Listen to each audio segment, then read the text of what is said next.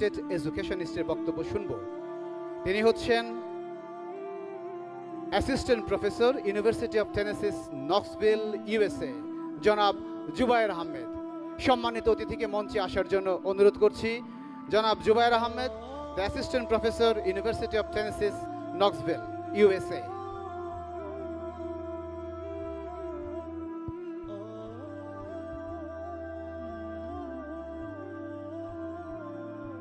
আসসালামু আলাইকুম রহমতুল্লাহ। আসলে আমি দেশে আসছি বেড়ানোর জন্য। আপনারা আমাকে এখানে ডেকে নিয়ে আসছেন, এসে স্টেজে উঠাই দিয়েছেন, এই জন্য আপনাদেরকে অসংখ্য ধন্যবাদ। আমি সংক্ষেপে দুটো পয়েন্ট বলবো। একটা হচ্ছে আজকের যে চমৎকার আয়োজন, এই আয়োজনটা দেখতে এসেছি আমি আমার কিউরিয়াসিটি থেকে। যে কাজটা আমরা আমেরিকাতে বিশ্ববিদ্যালয়গুলোতে প্র্যাকটিস করি, ন্যাশনাল গভর্নমেন্ট লেভেল থেকে ছাত্রীদেরকে science, engineering, technology and math এগুলো পড়ানোর জন্য, শেখানোর জন্য, রিসার্চ করার জন্য, সেই কাজটা করার কথা ছিল বাংলাদেশের সরকারের। I really appreciate that Bangladesh ইসলামী ছাত্র শিবির, বাংলাদেশ সরকারের অল্টারনেটিভ একটি কাজ তারা এখানে এত চমৎকার করে করেছে। I am really impressed.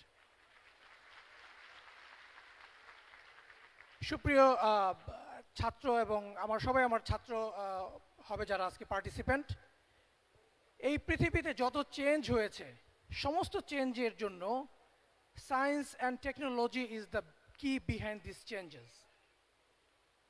আজকে আমরা আমেরিকাকে পছন্দ করি অথবা না পছন্দ করি, they are behind all these science and technology related research.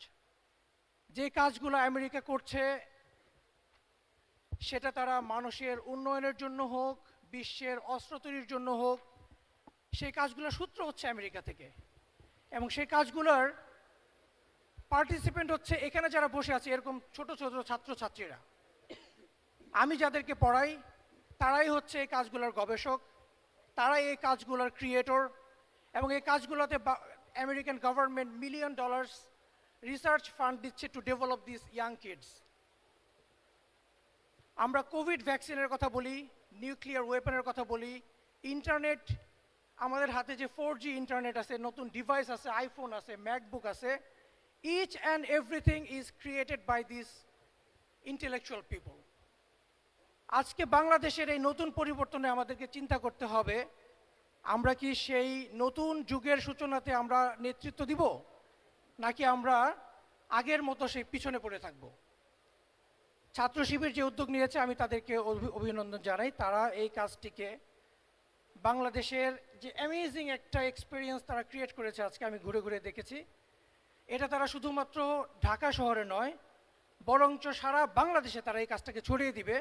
এবং এর মাধ্যমে তারা শত শত হাজার হাজার তরুণ সায়েন্টিস্ট তৈরি করবে, এটাই আমার প্রত্যাশা। এজন্য আমি এবং আমার ইউনিভার্সিটি, আমাদের যারা রিসার্চার আমেরিকাতে আছে, আমি প্রাউডলি বলতে চাই, I want to be part of this. এটা বাংলাদেশ গভর্নমেন্টের উচিত ছিল এই কাজটাতে কন্ট্রিবিউট করা। আমরা বাংলাদেশে আসতে চাই, বাংলাদেশে এসে এই কাজগুলোকে নেতৃত্ব দিতে চাই। ছাত্র শিবিরের মহতী উদ্যোগকে আমি অভিনন্দন জানাচ্ছি।